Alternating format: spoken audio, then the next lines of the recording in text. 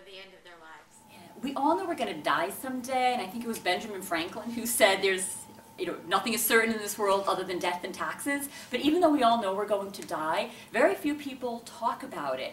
And that's particularly problematic today, because today, as much as people want to die suddenly on a golf course, they're not going to. They're going to die of very long, prolonged illnesses, and during that time they're dying, they often receive care that's uncomfortable, that chokes them, that keeps them in the hospital, that keeps them a vegetable.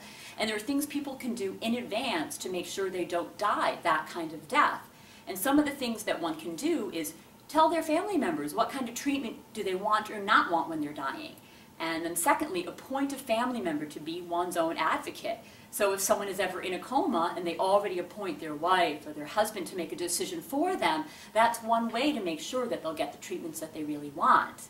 And then the third way is through using something called the living will, which is a written document where a person says, when they're young and healthy, if I'm ever terminally ill, I don't want a feeding tube, I do want oxygen, they really make a laundry list of things that they want to have. And so by having discussions, one really can have a better quality of death, but very few people do so because they are afraid of upsetting their family members, they think it's a jinx, they think death is God's will, and so sometimes people behave in ways that is actually really harmful to them in the end, even though it makes them feel better in the short term.